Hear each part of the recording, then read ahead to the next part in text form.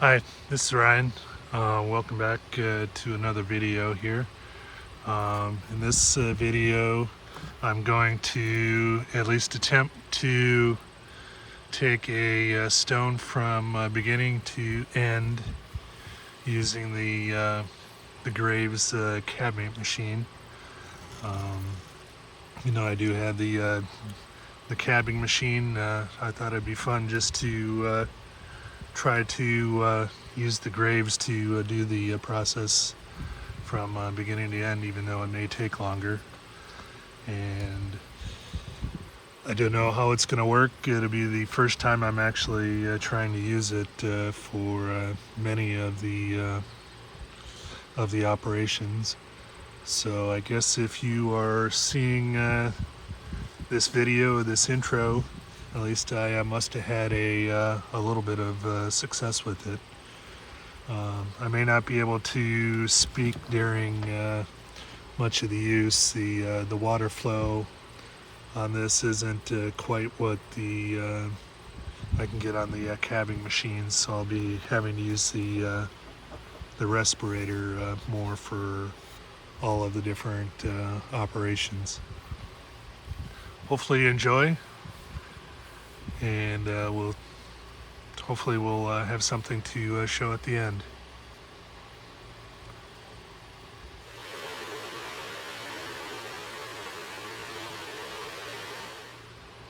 I probably just showed you a picture of the stone we are going to attempt to polish on the dop stick. Did that earlier using the dop station. So what I'm going to do here is I'm just going to trim off some of the excess so we don't have as much to do on the preformer, because that goes pretty slow. The preformer template cam that I have is probably just a little bit maybe smaller than the dop wax circle, so I'll probably be trying to trim this to about the smallest, or trim right about to the green of the wax. This unit did not come with the saw rest, so I'm going to be trying to free hand this as much as possible, which might be a little bit more awkward, but still should be doable.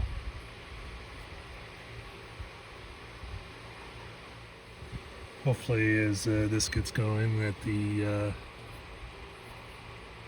water will stay on the saw as much as I needed to. I'll go ahead and get my dust mask on, and we'll see. This first time I'm trying to use this saw blade, so I don't know how well it's going to cut either.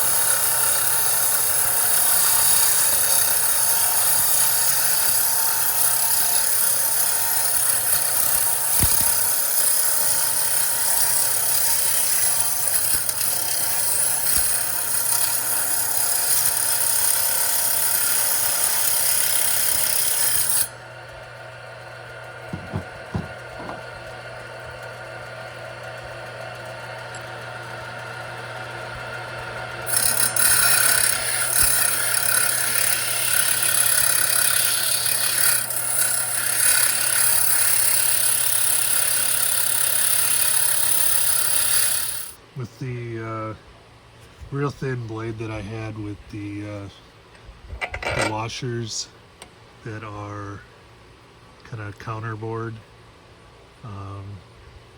The shim that takes the blade from being able to be used with a 5/8 inch arbor, which is what's in the saw, to be used on a 1/2 inch arbor, would not stay in place, and so there was a lot of vibration in the saw, and so I'm probably not going to show a whole lot of that footage,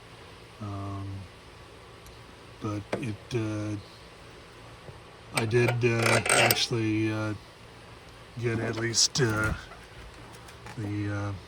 little bit of the large meat off of it, and I will still have to take off the still quite a bit of it around the corners, but at least it isn't quite as much.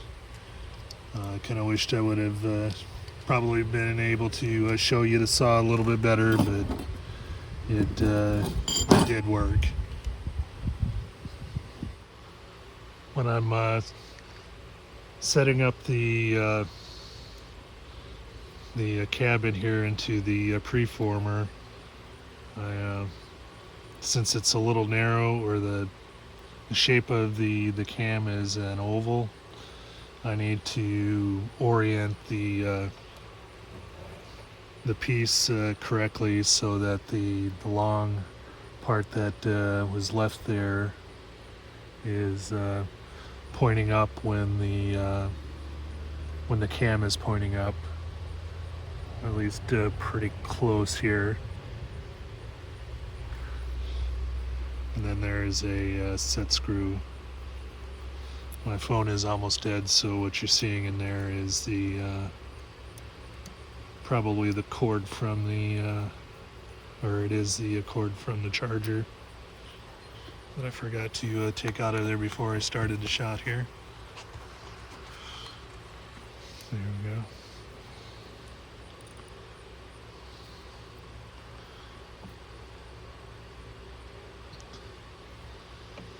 Give it a snug, and that looks close, at least.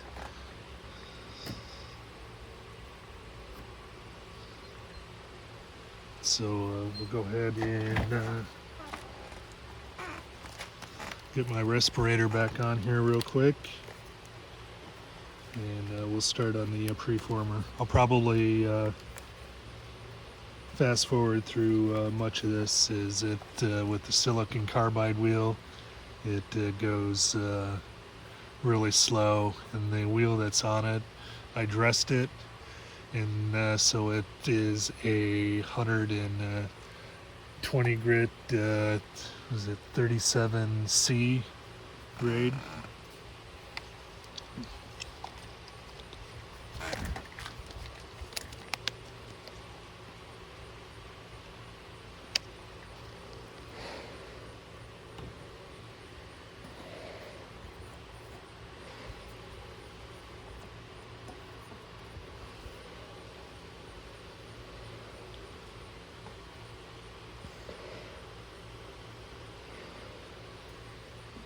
Some good water flowing. Fill up the cup.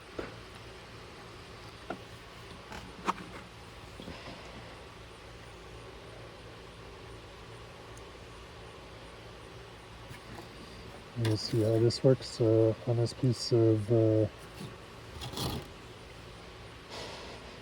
unknown material that I got with the cabbing machine. It does recommend that if you have a hardness over 8, that you use a diamond rail instead of silicon carbide.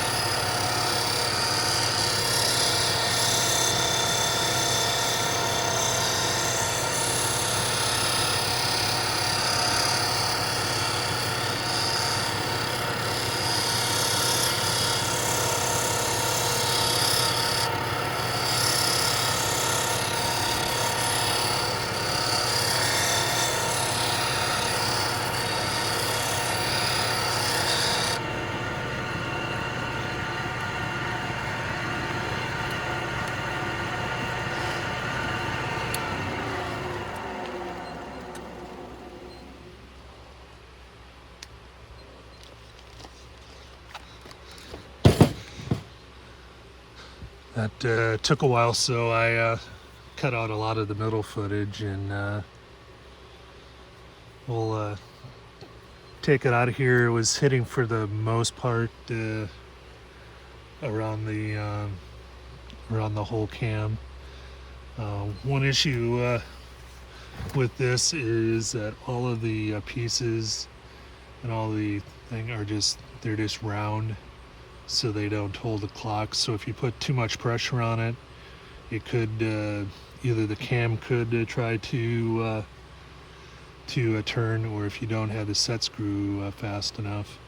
One of the things with the first time that I tried this, when I just had a kind of a round dop end in there, is that the actual dop broke loose, or the dop broke loose of the wax, so the stone was just spinning around. So I kind of made a angle in the end of the dop stick to make sure that the dop could not spin within the wax.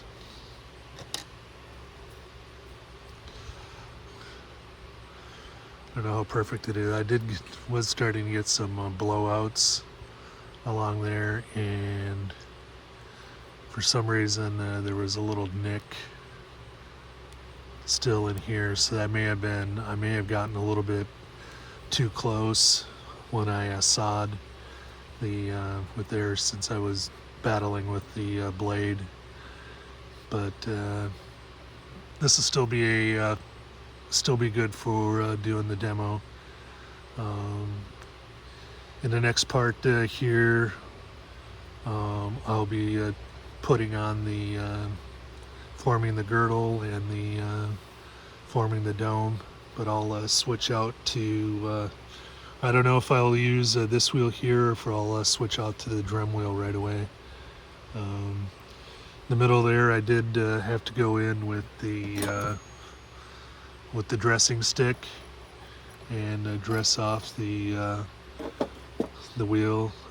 If anybody's ever done any grinding, there can be a glaze that gets built up here, and what I'll also have to do is the next time, the next dop that I put, I can move the stone over so it's hitting the other half of the wheel, and then at a later time here I can smooth out the whole wheel. But just getting used to the machine here, I assume that as I grind down the wheel, that somehow you'll either need to adjust the preformer forward a little bit, or the finisher, or the pad back a little to account for the wheel wear. But we'll see you in the next section. I don't know where it is. The gnats were getting pretty bad here, so that's why I turned off the video so I could escape them for a few minutes if I needed to. As you can see, just kind of some finals with the preformer. It is a little bit slow, so it is good if you can do a good pre-trim job. But also one of the features that I kind of wish, just for the demo here, that this would have, is that there is actually a motor that can mount on the end, or through a drive, and you could actually have this thing automatically doing the preforms. I assume somehow in there it would have to apply a constant pressure, but I think that would kind of be one of the upsides of having something like this, is that you could just be doing preforms while you're actually cabbing the rest of, or doing the rest of the cabs on another machine, if you had more than one machine.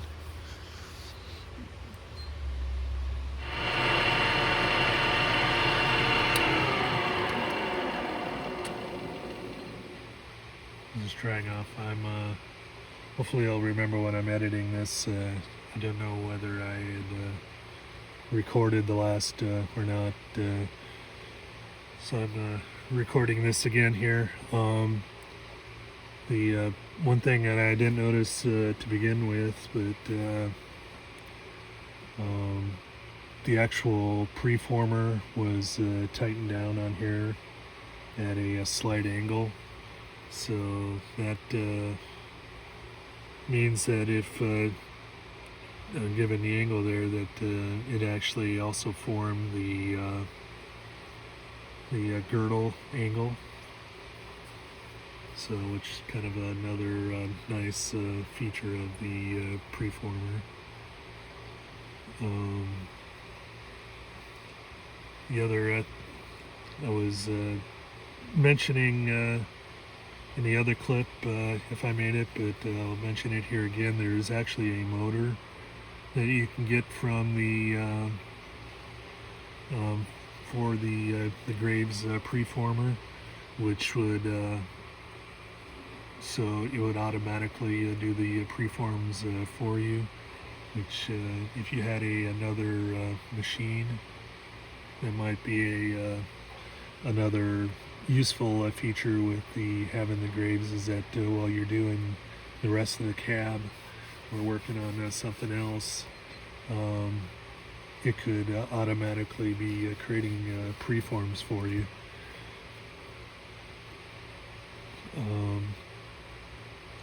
We'll in the next round, I don't know if I'm going to try to use this wheel here yet to start forming the dome, or if I'll switch over to the drum and start there with the silicon carbide belts instead of the wheels here.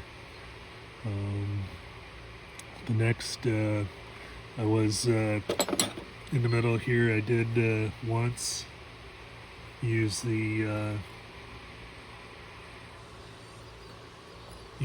wheel dresser to clean off the wheel. It was getting a little glazed, and since you use it only a small part of it, next time rather than having the dop all the way in, I can try to move the dop out, and then that way I'll be using the rest of the wheel, and then I can surface the wheel here.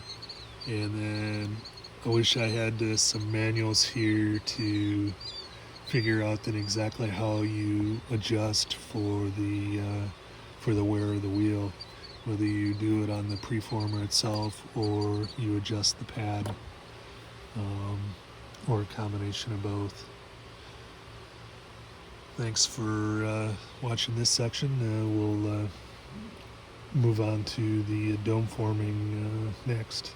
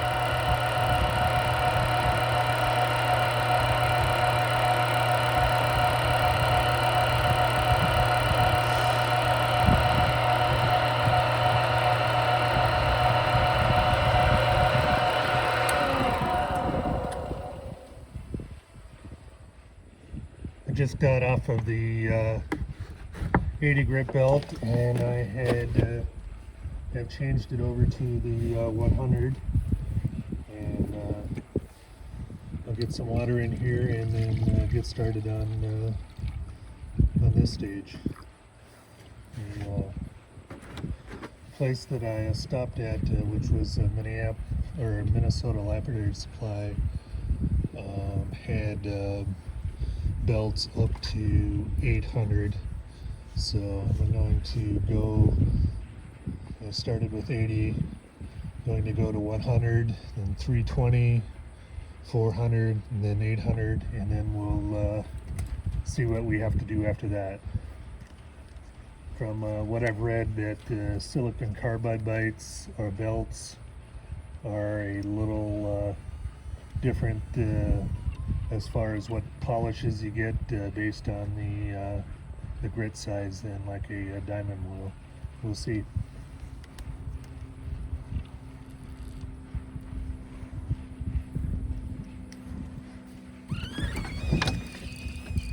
And remember to put the water in after you talk.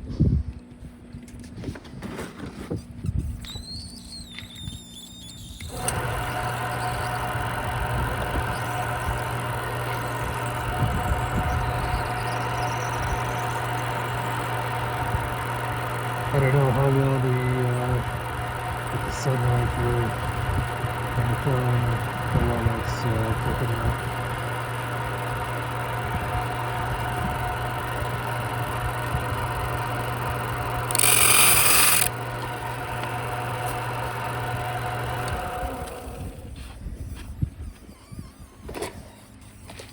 Hopefully this won't be an issue. It looks like these belts may be a little bit bigger than the other one that I got.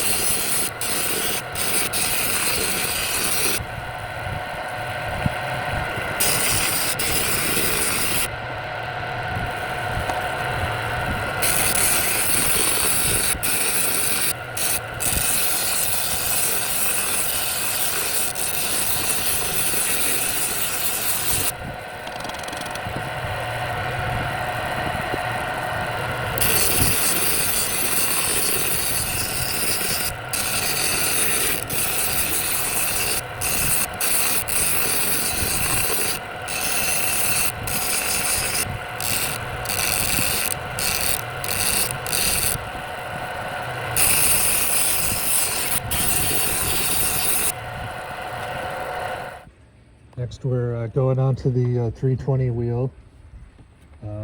It went on there pretty loose, so hopefully this one isn't even worse than the 100 as far as the belt slipping from side to side when I'm working it. We'll see.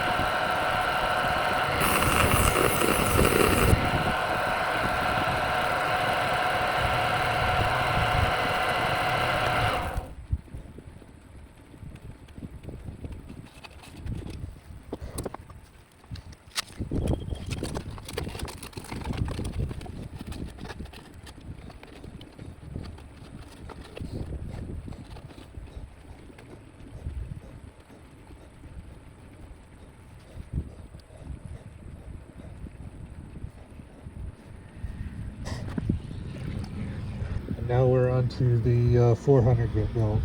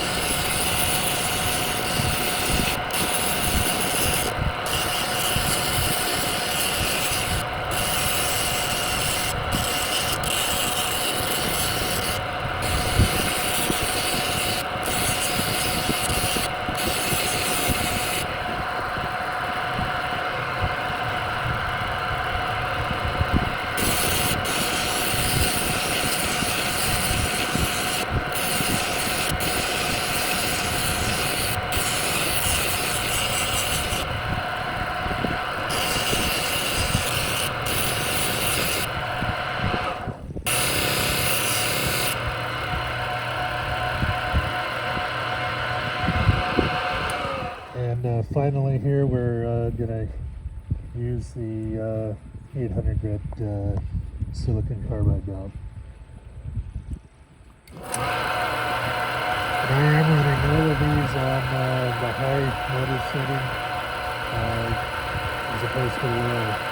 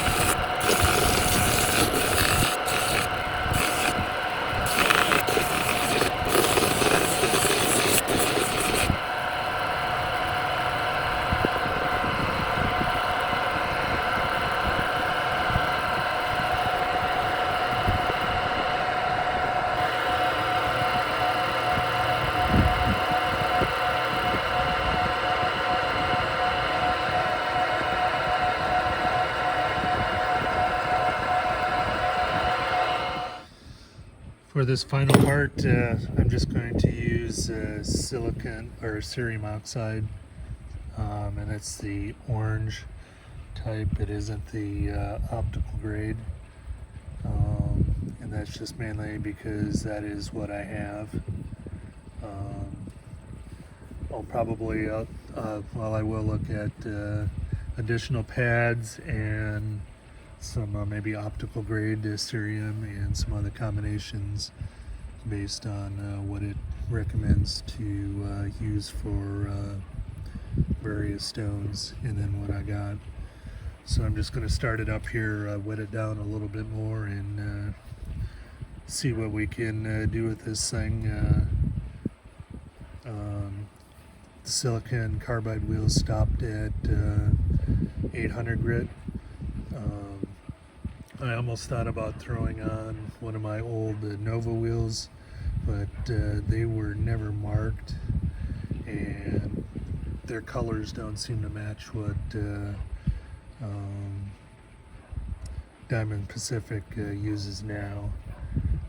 So rather than taking a chance on that, and they're wore down pretty well, that I just decided to go straight to cerium here. You could use a Nova or any other type of resin soft wheel. There's also discs of various types that you can mount on a kind of a flat backing plate that you can use on this as well. But I'm going to run this on low speed to try not to heat it up too much, and we'll see how it goes.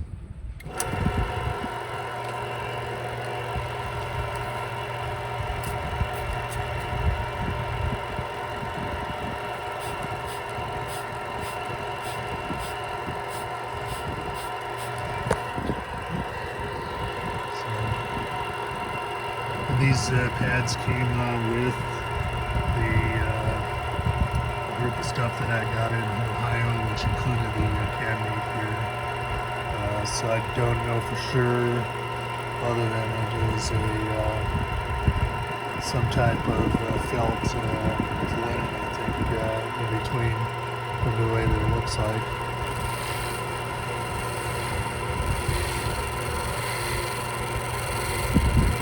It is new, so it may throw off quite a few threads to begin with here.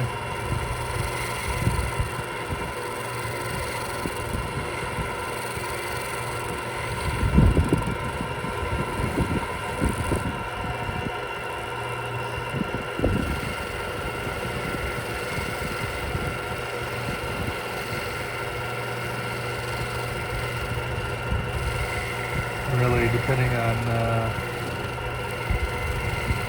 what I do with this, these polishing type felt wheels may be what lives on this thing for now. I have entertained the idea that as long as I could get enough area covered on my floors in the house, that if it doesn't work out to use my cabbing machine or flat lap, if it's really hot out during the winter, that I could use the CabMate just to have a machine to work on in the house.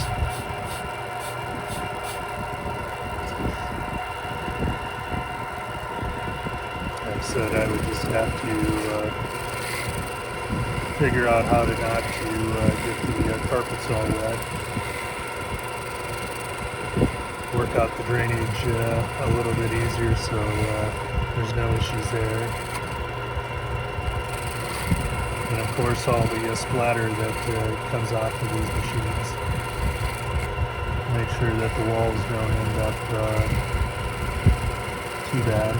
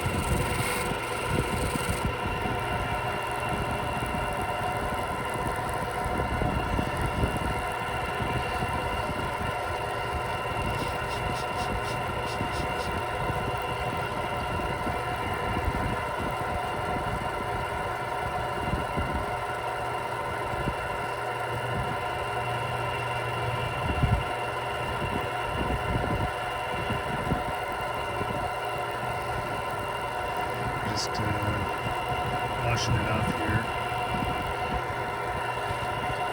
We'll see how this works. I may have to tilt down the phone just a little bit for this final show. So the tripod isn't in front of the sun. Nice little bug in there filled with some kind of, really not a bug since it's not a hole, but an inclusion that was filled in with some kind of metal.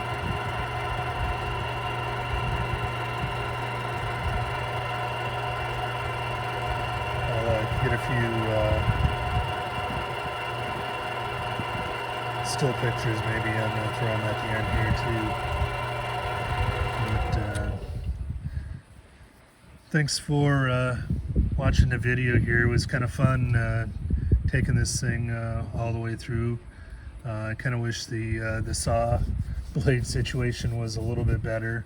I may actually have to, if I go that thin on a saw blade, to stay on here, and I'll probably go back to kind of more of a standard thin one as opposed to the ultra thin one. But I may have to look at true half-inch arbored saws if I go that small, because the small retainers don't stay in when you're using the washers that are more meant to they're counterboard, and so they have a gap in between because they're meant to hold the disc or hold the blade or whatever further out along the edges of the washer instead of starting in the middle. But like I said, if you have a cabbing machine or really a flat lap, maybe it's not as practical, but it's kind of a nice unit if that's what you have to use. If you have if you're working in a small area or just kind of need a specialized machine.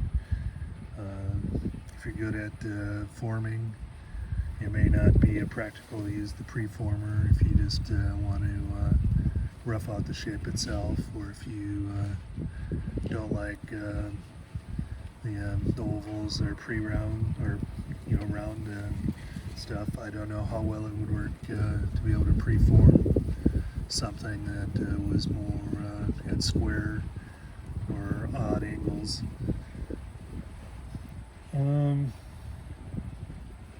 Otherwise, it was a really nice machine overall, and kind of looking forward to seeing what I can do with it long term. Thanks for watching.